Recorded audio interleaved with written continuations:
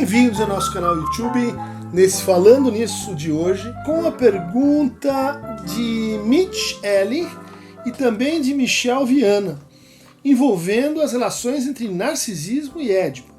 De fato, o canal já fez um volume específico sobre o narcisismo, que é o Falando Nisso número 29, e um volume sobre o complexo de Édipo. Mas essa pergunta é tão importante que nós vamos então dedicar uma conversa específica a isso. A primeira relação entre Édipo e narcisismo vai retomar a definição de narcisismo que o Freud apresenta no seu texto de 1911, Introdução ao Narcisismo, quando ele diz que o narcisismo é uma fase intermediária entre as pulsões autoeróticas, entre o autoerotismo e o amor de objeto. Tá? Durante esse período, então, intermediário, o principal acontecimento psíquico, o novo acontecimento psíquico, é a formação do eu. Bom, mas o que vamos entender por essa condição de amor de objeto? Em que eu amo não mais uma parte do outro, o meu amor não está dirigido à satisfação libidinal das pulsões, mas eu passo de um amor parcial para um amor global pelo outro. Essa possibilidade de amar o outro, então, de forma objetal, de forma cruzada com a identificação, ela é dada, ela é construída ao longo do complexo de Édipo. De tal maneira que a gente pode dizer assim, o narcisismo, enquanto um momento de organização da libido, enquanto um momento de constituição do sujeito, ele corresponde ao primeiro tempo do complexo de Édipo. Nessa montagem, né, que a gente vai ter a descrição que o Lacan faz do primeiro tempo, né, do complexo de Édipo, como algo equivalente ao estágio do espelho como formador da função do G. O estágio do espelho, que vocês têm aqui uma maquete de como ele funciona, né? Ele envolve também 3 tempos. Né? No primeiro tempo, a criança olha para a sua imagem no espelho e recebe uma imagem combinada, uma imagem que a princípio é de um estranho, que é de um outro, né? Como os animais que reagem com a imagem de si estranhando essa imagem. Depois acontece uma experiência que é de transitivismo, eu não sei se o eu está aqui, o eu está lá, né? Então é essa fragmentação do corpo da criança enquanto experiência, né? Essa ausência de unidade do corpo. E no terceiro momento eu consigo então realizar, né, a unidade entre a imagem virtual e a imagem real, de tal maneira que eu apreendo que o valor da imagem é um valor simbólico. Ela me simboliza. Tá? Isso ocorre quando eu Quando eu realizo essa imagem de uma determinada maneira. Então, no primeiro momento, há uma distinção, uma confusão entre imagem real e imagem virtual. Depois elas se associam, né, numa experiência de júbilo, de satisfação. E num terceiro momento acontece o que o Lacan chama de integração simbólica da imagem, né? Quando a imagem ela é perfeitamente organizada, e daí eu já não distingo o que é a imagem virtual da imagem real. Vamos lembrar que o modelo que Lacan usa para falar da formação do eu está inspirado numa experiência da ótica realizada por Boas, um físico. Ela consiste num espelho côncavo. E esse espelho representa o olhar da mãe. Isso é corroborado por um conjunto de pesquisas etológicas, né, na época do Lacan, mas que se confirmam mais recentemente nos achados do Trewarthen, por exemplo, né, de que existe uma espécie de sincronia corporal entre a mãe ou entre os cuidadores do bebê e o bebê. De tal maneira que a gente encaixa uma certa distância, a gente encaixa um certo tom de voz, a gente toca numa certa sincronia em espelhamento entre o bebê e a criança. Então, o vaso que a gente encontra em cima dessa bancada representaria o corpo real da criança, né? O corpo que corresponde ao seu nível de maturação do sistema neurológico, do sistema neuropiramidal, e que seria suplementado por uma ilusão de conformidade, de unidade, que este corpo não possui. Vamos representar essa não unidade, essa fragmentação, pela disjunção entre o vaso que está em cima da bancada e o ramalhete de flores que está embaixo da bancada, né? Então a gente pode dizer, o estágio de espelho divide-se em 3 tempos, que são os 3 tempos que a criança mantém em relação à sua imagem. No primeiro tempo, a imagem aparece como algo assim que é estranho, né? que é um outro bebê. No segundo momento, a imagem ela alterna entre o bebê e o outro, numa relação de transitivismo, de indeterminação.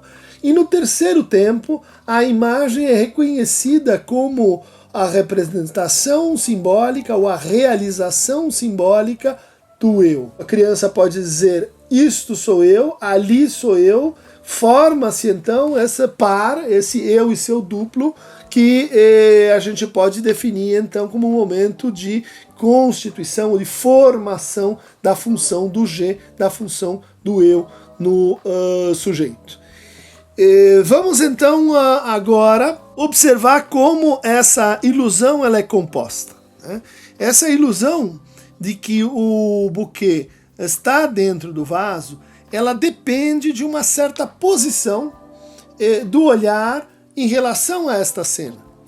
De tal maneira que se a gente variar o ângulo, de tal maneira que se a gente oscilar a posição do espelho em relação ao olhar, o que vai acontecer é esta relação de desjunção ou de fragmentação entre o corpo e a antecipação feita pelo olhar do outro. Aqui então a gente observa os efeitos de despersonalização, de agressividade, de fragmentação, que são também verificáveis por se a gente analisa o grafismo da criança e como ela começa a representar o corpo humano como um corpo que é disjunto em relação a si mesmo. Outras propriedades da imagem estão aqui presentes, né? Por exemplo, ela pode estar mais embaçada, mais nítida, ela pode se formar de uma maneira mais com a mesma textura ou sem a mesma textura. E isso, por exemplo, permite posições de encaixe do olhar em que há um completamento quase perfeito entre o vaso e a flor. Então aqui a gente tem os efeitos de hipnotismo, de fascinação, de amor apaixonado, de um sentimento de que o um e o outro se completam perfeitamente, né? Isso ainda deixa um resíduo que, se vocês observam bem, diz respeito à qualidade da imagem, né? A imagem real do vaso, ela tem uma qualidade de textura e de reacabamento melhor do que a imagem do ramalhete de flores, que parece um pouco desfocada, né? Isso se deve então, isso representa muito bem o segundo tempo do estágio do espelho, em que a imagem real e a imagem virtual elas são percebidas como assim diferentes, como se houvesse alguma perturbação, como se houvesse algum estranhamento na imagem. Isso se resolverá no terceiro tempo, quando acontece uma inversão da posição do olhar, né? Então o aparelho se desloca, se inverte e a ilusão ela depende agora de um outro espelho, um espelho plano, que é também o equivalente do outro simbólico. Então a função desse outro simbólico é integrar aquela imagem que aparecia até então como difusa. Então vocês podem ver que o efeito de diferenciação entre os dois tipos de imagem, ela não se produz nesse caso. Então esse é um exemplo de como numa determinada posição, ou seja, se o olhar que está posto aqui na câmera, ele se posiciona numa determinada angulação, o completamento e a unidade do eu está preservada. Se esta câmera, se a posição do olhar se alterna, a gente vai ter então aí os efeitos do narcisismo patológico, né? Os efeitos de idealização, né? Com excesso de sobreposição do ideal com o objeto, ou então os efeitos de agressividade, violência, de ódio, que vão fazer com que o eu se perturbe diante daquele olhar que devolve para ele uma imagem na qual ele não se reconhece. Então esse é o estado básico do neurótico, de dependência e de alienação com relação ao olhar do outro, e a posição que então sobredeterminaria o desejo do sujeito. Aqui a gente teria um ângulo em que se demonstra de forma mais ou menos ilustrativa a diferença entre a frustração, que é o que acontece quando há essa separação entre o vaso e a flor, né? É uma falta imaginária, e a castração, que diz respeito à entrada nessa cena de um espelho que produz esse efeito e que permite que a gente subjetive a própria diferença imaginária e traduza ela numa diferença simbólica, que é justamente a castração. O que a análise produz em relação a esse estado é uma modificação da posição do olhar. Então, como se a gente conseguisse reinverter esse processo e olhar como a ilusão é produzida. De tal maneira que, com a posição do espelho e a posição do outro compõem essa ilusão, que somos nós, chegaríamos a esse ponto de, como Lacan diz, né, o limite estático em que aparece o tu és isto. Né? O momento em que o sujeito pode se apreender como efeito de uma ilusão, como efeito de uma alienação, como efeito de um conjunto de espelhos e no fundo, uma esquise fundamental, uma quebra fundamental da qual seríamos todos compostos. Esses três momentos do estágio do espelho, que seriam então momentos que vão preparar o eu para a entrada de um outro tipo de perturbação na imagem. Vão preparar o eu, vão instituir um eu que se identifica com o falo para o desejo do outro, né? Então aquilo que o outro deseja, aquilo que eu consigo ler no desejo do outro é que estou identificado a esse traço, a esse objeto, a esse significante, né, vamos chamar assim ainda de forma indistinta, que o Lacan chamou de falo. O primeiro tempo do complexo de Édipo, correspondendo então ao narcisismo, lido como um estágio, corresponde então a essa identificação com o falo. Esse primeiro momento, ele vai constituir estruturas. Tá? Por exemplo, a estrutura simbólica do ideal de eu, aquilo que eu devo ser, aquilo com que eu devo me identificar para poder ser desejado nesta posição de falo. Né? Então, está constituído aí.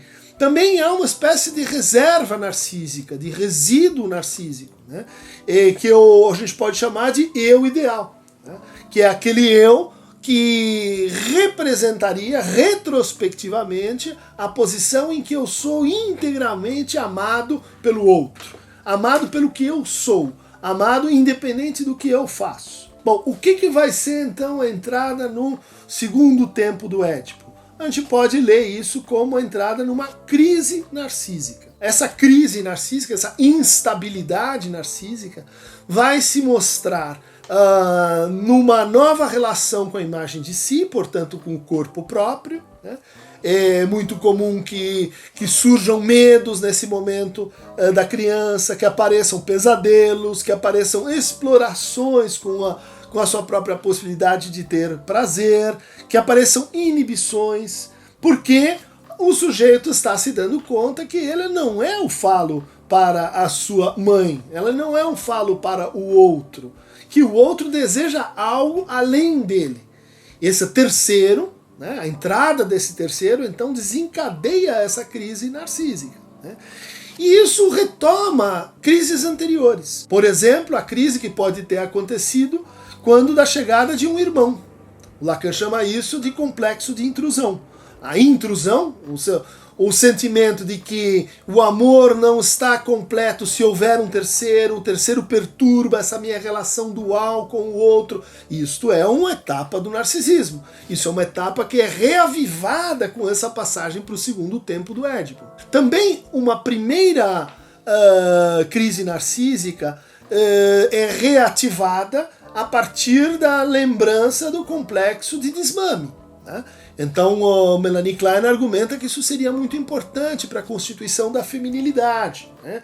A menina reinterpretaria a sua relação com o corpo, produziria uma relação de inadequação que retomaria aquele primeiro momento em que a mãe desmama aquela criança, em um primeiro momento em que a criança se vê com uma extensão da mãe. A gente vê que no segundo tempo do Édipo a gente vai passar de um modo de lidar com a falta, que é chamado então de frustração, para um outro modo de lidar com a falta, que é chamado de privação, né? Qual que é a diferença?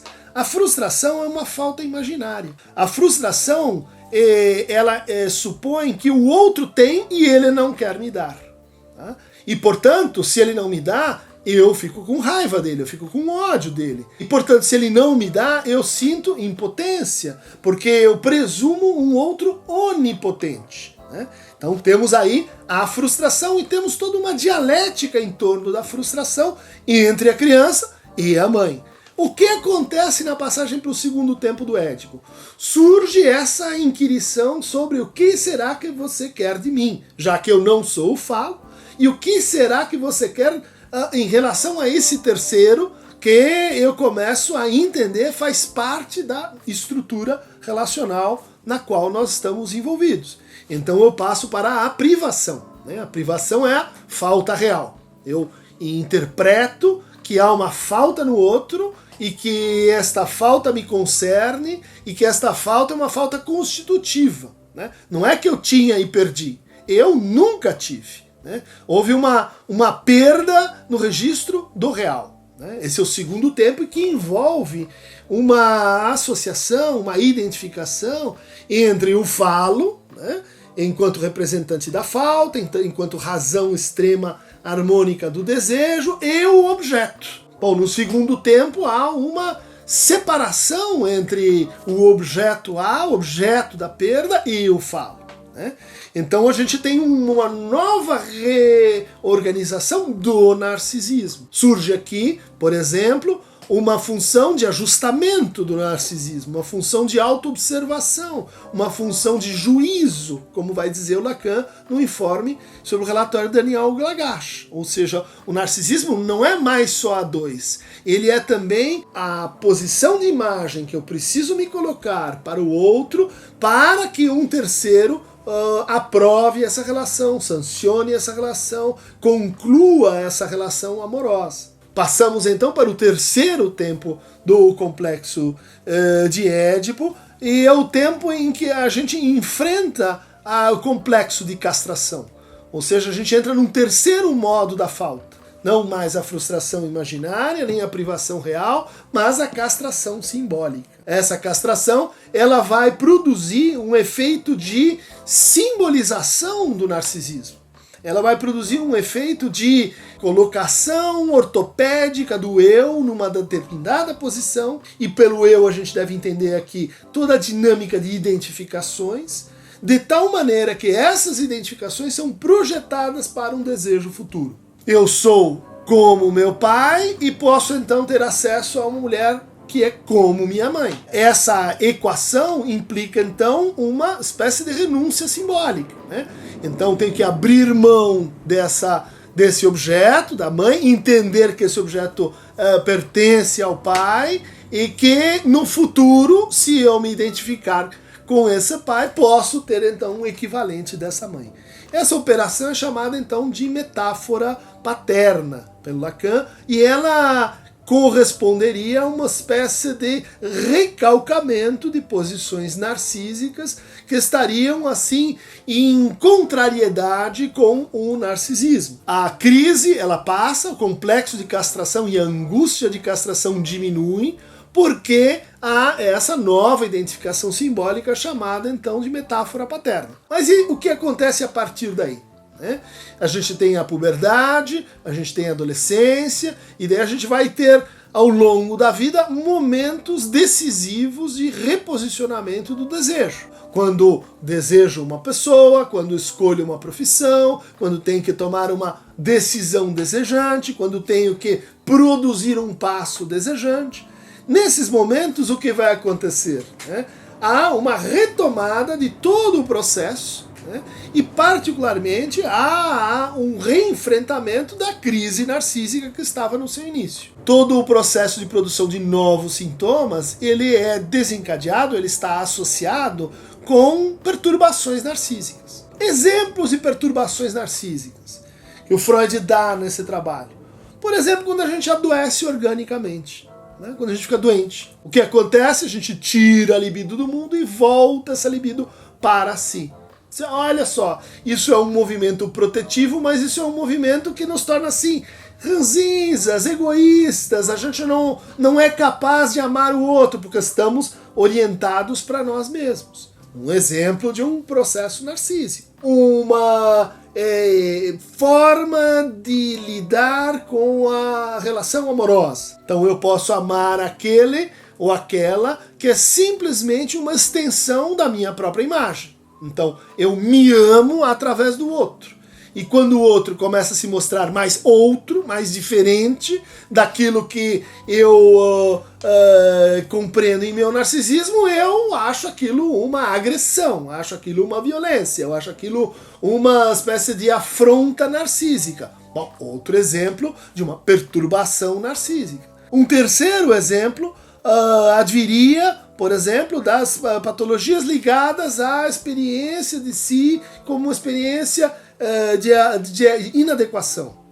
Então, o meu corpo nunca está bom, a minha performance nunca é boa, nunca estou à altura dos meus ideais, preciso ser alguém perfeito, ou me entendo como alguém assim errado. O que significa isso? São exemplos de transtornos narcísicos mais ou menos crônicos. Na análise, a gente distribui nossa atenção, a gente tem uma escuta relativamente bífida, porque todo o sintoma vai ter como correlato uma espécie de crise narcísica, ou uma espécie de ajustamento narcísico, ou uma espécie de contrapartida narcísica.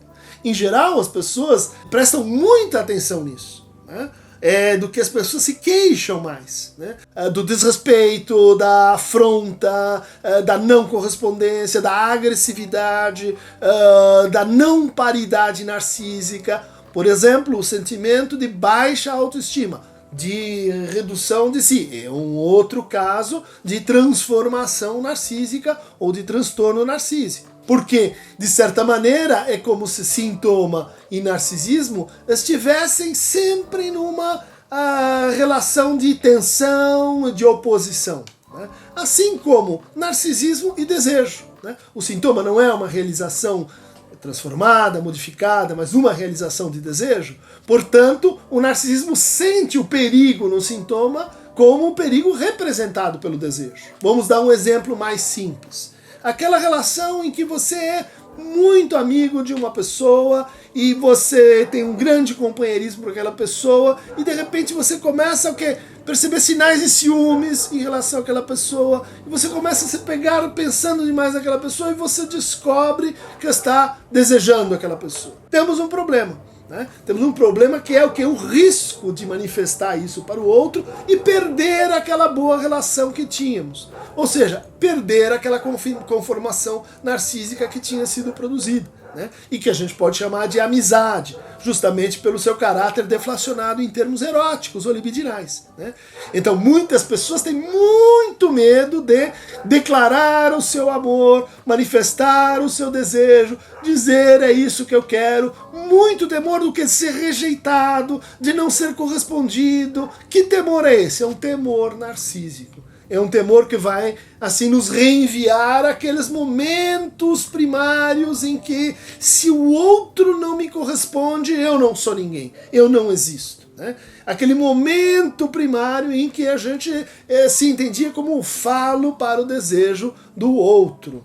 E ainda, então, portanto, antes do segundo tempo do Édipo, em que o falo é identificado com essa terceira posição, ou do pai, entre a criança e a mãe, e ainda antes do terceiro tempo do Édipo, em que a gente subjetiva que o falo é uma significante que circula, ele é um operador de trocas desejantes, ele não pertence e ele não é ninguém. Né? A dialética entre ser e ter o falo se generaliza num sistema de trocas simbólicas. Mas as perturbações narcísicas, elas têm dificuldade de reconhecer isso. Quanto mais assim dependente de identificações narcísicas, mais aquela pessoa precisa ter dotes fálicos. Dinheiro, carro, mulheres, homens, admiração, cliques, fama, glória e assim por diante, que são traços que que revigoram o narcisismo. Né? Mas que, por outro lado, por si só não mexem nada em relação a esse movimento de assunção do desejo, de risco do desejo, de aposta desejante, que é o que faz o sujeito caminhar na vida. Né? Então, pessoas que estão muito atrapalhadas com o seu narcisismo são pessoas que estão frequentemente se perguntando, excessivamente se perguntando sobre quem sou eu, qual é o meu sentido, qual é o meu lugar, qual é a minha utilidade. São pessoas que, por exemplo, podem se sentir vazias, irrelevantes, menores e que, portanto, como se estivessem fora do quê? Fora do campo social, fora do campo das trocas humanas, fora do campo das trocas desejantes. Então, vejam aí como essa problemática narcísica, ela se entranha, ela se recobre com uma problemática social ou sociológica que diz respeito aos processos de individualização. Né?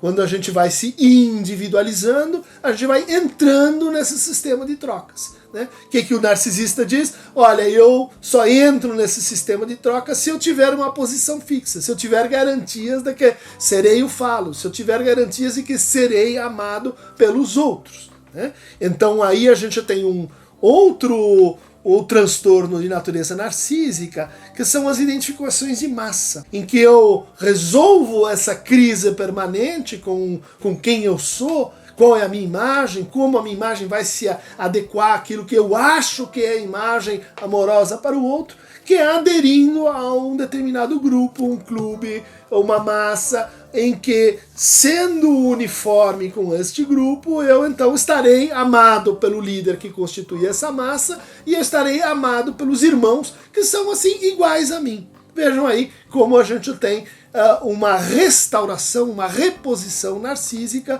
pelas identificações coletivas, né, ou massificantes. Só que aí o que vai acontecer? O narcisismo não vai estar associado com o hiperindividualismo, mas vai estar associado com a dissolução do indivíduo, né? Com a renúncia a si, com a vou funcionar em acordo com os outros. Os outros podem ser essa família, pode ser essa empresa, pode ser esse clube, pode ser essa religião, pode ser tudo aquilo que o quê? Faz você renunciar ao seu desejo. Espero que tenha ficado um pouco mais precisa essa relação entre o narcisismo, né, enquanto um grande mito, uma grande narrativa psicanalítica, e o complexo de Édipo, um outro mito, uma outra grande narrativa da psicanálise. São mitos complementares, são mitos que se interpenetram, são dispositivos conceituais de entendimento da subjetividade conexos. Quem quiser receber mais fragmentos narcísicos, autoeróticos, primitivos e relativos ao amor próprio, ou amor suyo, amor de si, como diria Rousseau, clique aqui no Aqueronta Movebo. Beijinho, tchau, tchau.